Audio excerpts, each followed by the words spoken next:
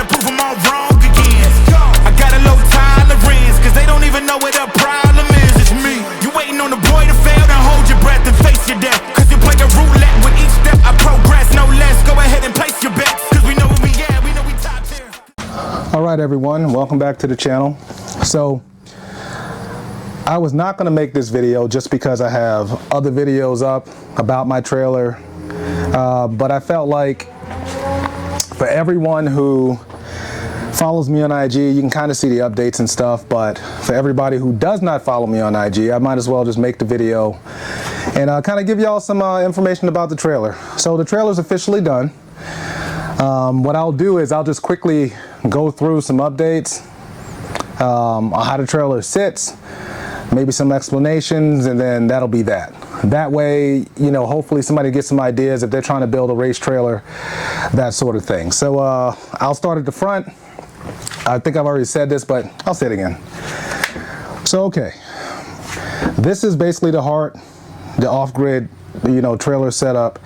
I got my mini split up here. It does AC and heat. It's 12,000 BTU, and I got my solar panel running right now. You can see the light blinking. So the solar panel basically is charging the battery as I'm running my LEDs. So I also have an inverter right here. You can see it, 1500 watts. So I already have one of my chargers set up, but it has about, what, 4 plugs. So me, my friends, wifey, whatever, like, she can come in here, we can plug things in, and it'll be like we're in our house. So everything's run off this Optima battery. This is a deep cell battery, not one of the normal batteries. And then just in case I'm not running the solar panel or I don't have enough sunlight outside, I also have the NoCo Genius, which I can plug this into my generator, which this will then charge the battery. So either way it goes, this is a setup where nothing's hooked up to my truck. This is just external for my truck.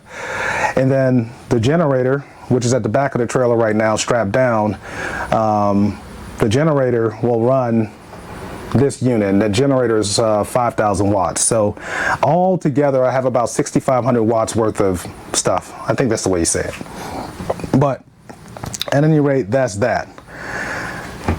I know it looks kind of jumbled up in here because I'm getting ready for track day and then I'm going to Cuba. So I got my laptop, all my tuning stuff in here. I'll be able to link up with some of the guys in Cuba. I'm bringing several bikes that need their tunes updated, so I'll be with another guy. I'll be learning some street tuning and actually incorporating or implementing that myself on my bikes. And I'll be having fun, you know, as well.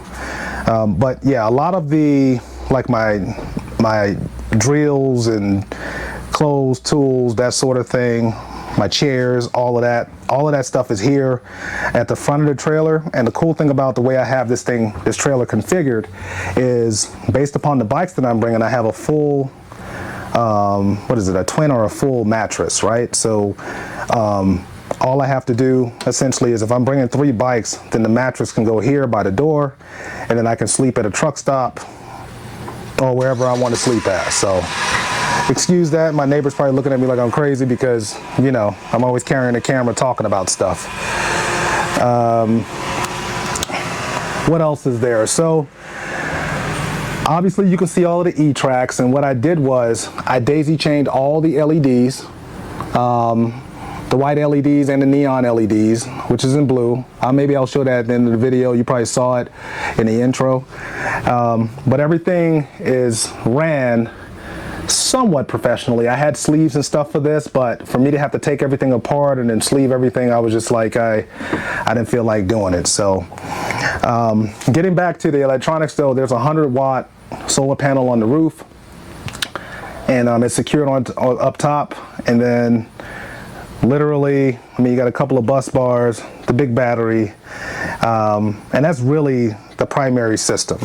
Now, everything's daisy chained and it's going all the way around, and then it comes down to my panels. So I basically bought this, drilled everything out, modified it so I could put a switch box there.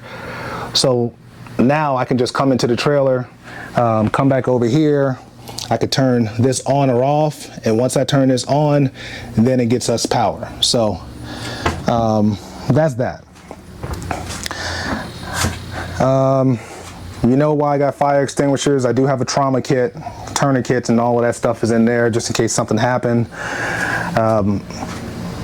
Now I'll walk to the middle. As you can see, all of the bikes have Baxley chocks. I was going to go with the pit bull system like I have in my other 6x12, but I opted not to do that just because I wanted to be able to move the bikes forward and back, change the configuration depending on how many bikes I'm running in the trailer. So that's that. But speaking of pit bull, so I went and bought 4 of these. As you know, and if you don't know, my wife and I, we're avid. We go to track days and stuff like that. So as a matter of fact, this is configured. As you can see, these are track bikes.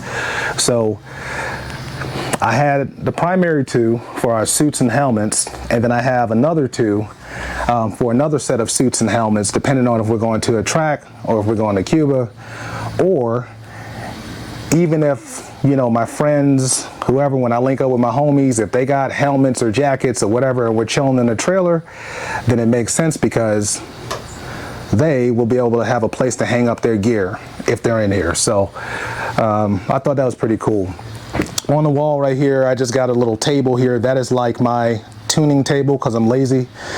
So if I have the bike sitting off to the side, but I have the trailer, I literally can just pop this up real quick, put the laptop on top of it, put my Woolwich log box, everything that I have, no matter what I'm using, ECU, whatever, I could just do that real quick because I have it. I also have Wi-Fi.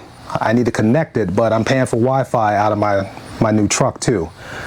So I'll have a Wi-Fi hotspot if needed.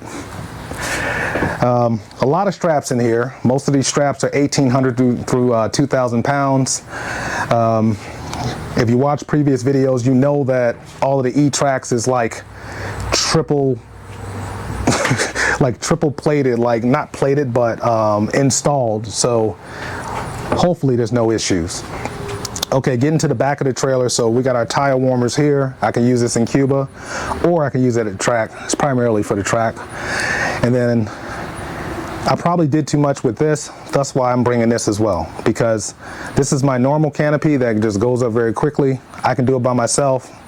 And then this is a 10 by 20. It looks like a circus tent or something. It's huge. But I'm bringing it just because if I have people to assist me in setting it up, then it makes sense.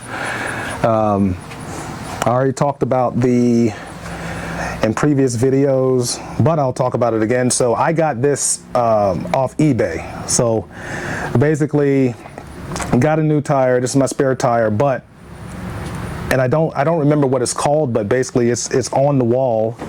And they sell a 5 lug and 6 lug, and you can barely see it, but basically what I did was I scuffed it up, painted it black so it matches the trailer, and then of course I mounted it up there because I wanted it high away from any of the bikes. Okay, what else? As you see, I got my generator strapped down in the back because most of the heavy stuff I just want to be able to have quick access to it. So if something was to happen along the ride, God forbid, I got my tools right here, but then I also have my 7,000 pound jack. So if I got to jack up the truck or the trailer, it's already here. I got the rod right there. So I think that for the most part is the trailer itself. And then last but not least, I do have I bought me a new radio. I'm excited about that because it's extremely loud. So, I put the radio up here and I have some music at the track or some music at Cuba. And then I have night vision, solar. There's solar and regular powered cameras as well. And that's really it. So I got, 12 LEDs in here. And then I have an additional 6 neon lights in here. I think I initially bought 12 neon lights, but that was too much. And I was going to put neon lights under the trailer, but it was too much. But as far as the D-rings, I have heavy duty D-rings and normal D-rings. I think it depends on the size of the bike. but as you can see, I got the extra D-rings here, so if depending on how long or how far I'm going, that'll dictate how many D-rings that I use, depending on the bike configuration. And then obviously you got the Canyon dancers, and I bought extra fleece just to protect the tanks and stuff, you know. So I think that's really it. I'll just give y'all a really quick shot also of what it looks like at night, or when it's closed in here, so you can see the neon lights.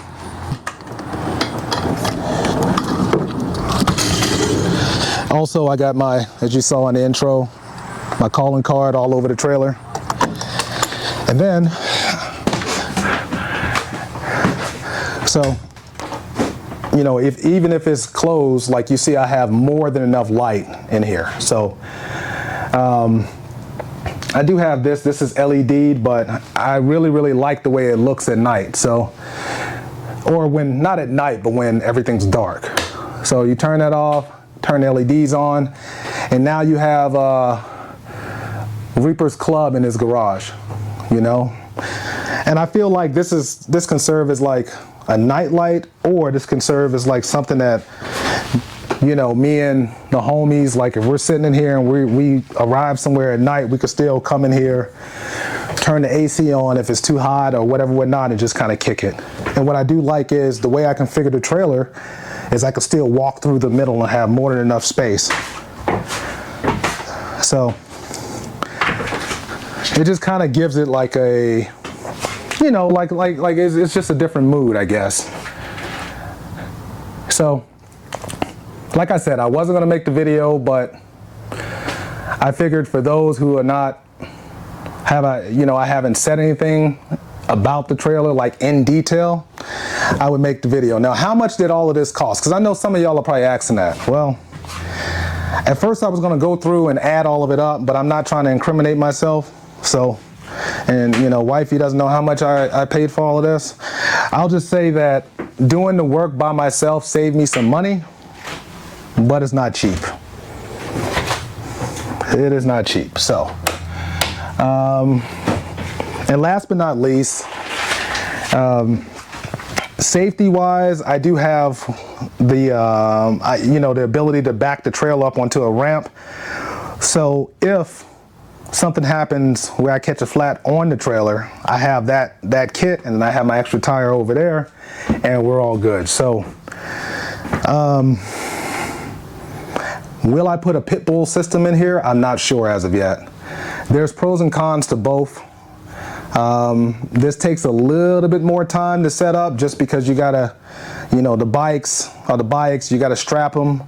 But I will say the backseat chocks by themselves will stabilize the bike. So anyways, didn't want this to be too long-winded. It was just supposed to be a quick video, and I'm testing out my new little mic system. So comment if you like what you saw. Everything's all good. And I just saw something.